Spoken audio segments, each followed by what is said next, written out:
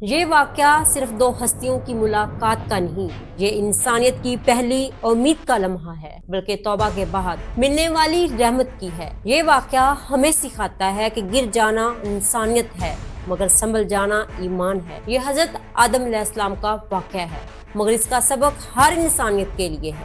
یہاں خطا کے بعد مایوسی نہیں، بلکہ رب کی رحمت کا دروازہ کھلتا ہے۔ یہ واقعہ آنسوؤں کا ہے، صبر کا ہے، اللہ سے جڑ جانے کا ہے۔ جب اللہ سے رشتہ ٹوٹ جائے تو سب کچھ ٹوٹ جاتا ہے، جب رشتہ جڑ جائے تو سب کچھ مل جاتا ہے۔ پیارے ناظرین کرام، ذرا تصور کیجئے کہ وہ وقت جب نہ شہر تھے، نہ بستی، نہ چرند، نہ پرند، نہ دن کی رونق، نہ رات کی چہل، نہ رات کی پہل، انسانوں کی آواز، نہ کسی کا سایہ، زمین ویران تھی، خاموش سنسان۔ وہ وقت تھا جب دنیا میں صرف ایک انسان تھا، وہ تھے حضرت آدم علیہ السلام۔ اللہ تعالیٰ نے انسان کی تخلیق کا عظیم فیصلہ کیا۔ اللہ تعالیٰ نے فرشتوں سے فرمایا، میں زمین پر ایک ایسا خلیفہ بنانے والا ہوں۔ فرشتے حیران ہوئے، مگر اللہ کی حکمت فرشتوں کی سوچ سے کہیں زیادہ بلند تھی۔ سب سے پہلے اللہ تعالیٰ نے پہلے مٹی سے ایک وجود بنایا، اس میں روح پھونکی گئی، اس وجود میں عقل ڈالی گئی، محبت ڈالی گئی اور صلاحیت۔ حضرت آدم علیہ السلام پہلے انسان، پہلے نبی، پوری انسانیت کے باپ، جنت کا سکون سب سے پہلی آزمائش تھی جب حضرت تعالیٰ نے حضرت آدم کو جنت میں بسایا۔ ہر طرح کا سکون، ہر نعمت وہاں موجود تھی۔ حکم دیا فرشتوں کو کہ حضرت آدم کو سجدہ کرو۔ فرشتوں نے سجدہ کیا، مگر ابلیس نے انکار کر دیا اور کہا کہ میں حضرت آدم علیہ السلام سے زیادہ افضل ہوں، مجھے آگ سے پیدا کیا گیا ہے اور اسے مٹی سے۔ یہی تکبر اسے ہمیشہ کے لیے ذلیل و رسوا کر گیا۔ یہ بات سن کر اللہ کا غضب بھڑک اٹھا، اے نافرمان، جنت سے نکل جاؤ، تو نے میرا فرمان نہیں مانا، گستاخ، آج سے تو ہمیشہ رسوائی کا حقدار بن گئے۔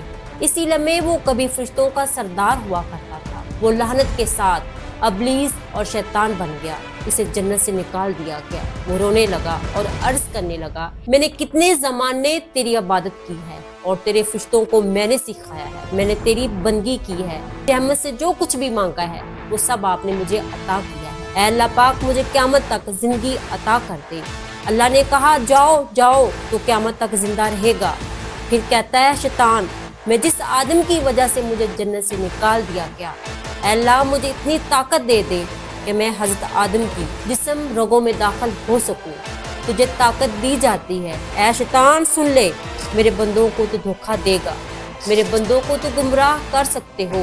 اگر میرا بندہ توبہ کرے گا تو میں اس کے سارے گناہ معاف کر دوں گا، میرے خاص بندوں کو تو کبھی نقصان نہیں پہنچا سکتا۔ اسے جنت سے نکال دیا گیا۔ پھر شیطان پر لعنت کی گئی، مگر دل میں ایک خلا تھا۔ اللہ نے اس خلا کو پر کرنے کے لیے پھر اللہ تعالیٰ نے حضرت آدم علیہ السلام کی پسلی سے اماں ہوا کو پیدا فرمایا۔ اس لیے عورت مرد کے بہت زیادہ قریب ہے۔ مرد کو عورت کے ساتھ محبت، صبر، حکمت سے پیش آنا چاہیے۔ حضرت ہوا کو پیدا فرمایا گیا، یہ دنیا کا پہلا رشتہ تھا، محبت، سکون اور اعتماد کا رشتہ۔ اللہ تعالیٰ نے فرمایا، تم دونوں جنت میں رہو، جہاں چاہو کھاؤ پیو عیش کرو، مگر ایک درخت کے قریب نہ جانا، ورنہ تم ظالموں میں سے ہو جاؤ گے۔ سورۃ بقرہ میں 35 نمبر آیت قرآن کریم میں اس درخت کا نام یا قسم واضح طور پہ بیان نہیں کی گئی ہے۔ الشجرۃ وہ درخت کہا گیا ہے۔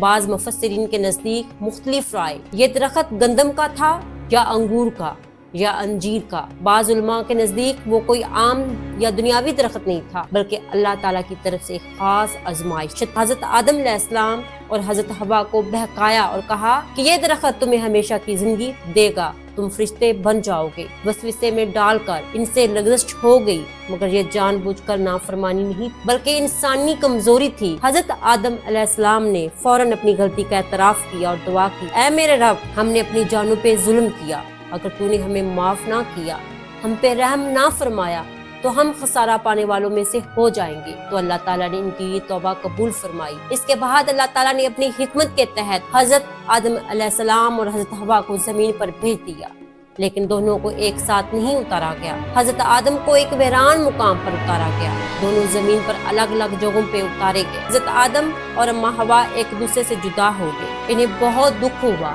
حضرت آدم نے زمین پر بہت روئے، گریہ زاری کی اور اپنے رب سے دعائیں مانگی کہ اے میرے رب، مجھے معاف کر دے، اے میرے رب مجھے معاف کر دے، میری توبہ قبول کر دے۔ ایک دوسرے کو ڈھونڈتے رہے، کافی عرصہ گزر گیا، ایک دوسرے کو نہ ملے۔ ناظرین کرام، یہ بڑی دکھ اور بڑی اذیت کی بات، کسی سے کوئی بچھڑ جائے۔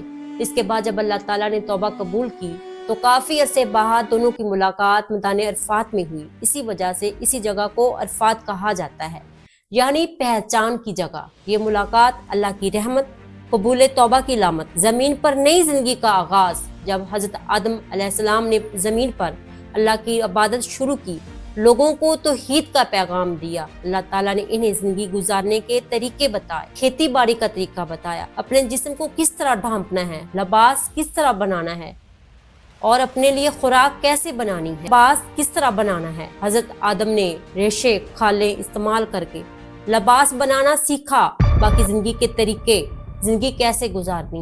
اللہ تعالیٰ نے خود حضرت آدم علیہ السلام، حضرت حوا کو ایک دوسرے کے لیے حلال قرار دے دیا۔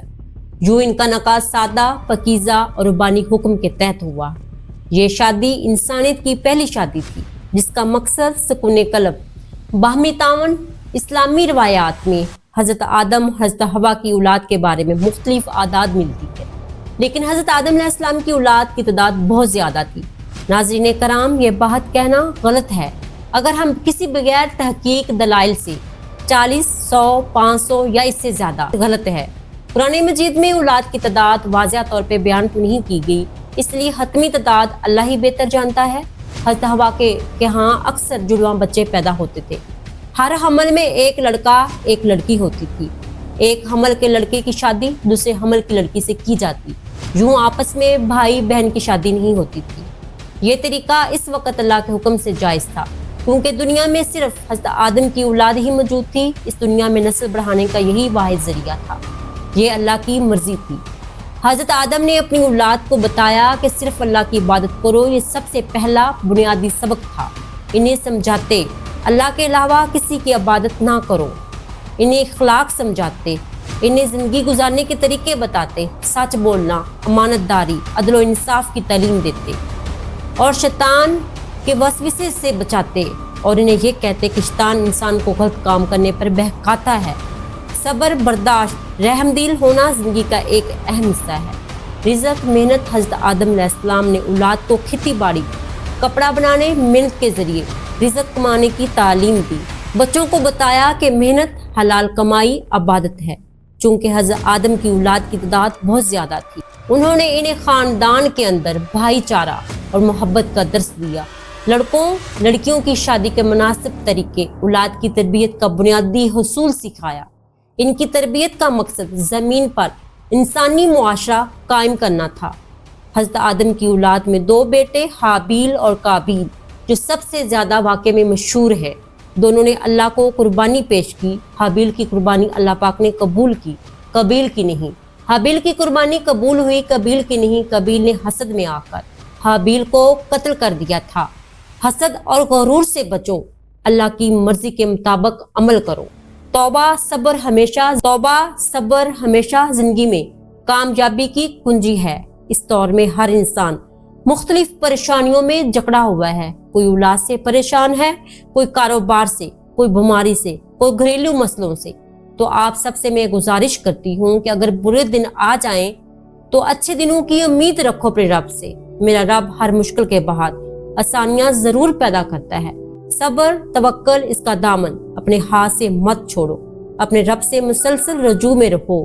انشاءاللہ میرا یقین کامل ہے، اپنے رب پر سب مشکلات اللہ پاک ختم کر دیتا ہے۔ پیارے ناظرین کرام، حضرت آدم علیہ السلام اپنی اولاد کو یہ واقعہ سمجھایا، انہیں انصاف، معافی، صبر کی تعلیم دی۔ حضرت آدم کی تربیت سے ہمیں یہ سبق ملتا ہے کہ اللہ کی عبادت، اطاعت سب سے اہم ہے۔ محنت، صبر، انصاف زندگی کے بنیادی حصول ہیں۔ شیطان کے وسوسے سے بچنا ضروری ہے۔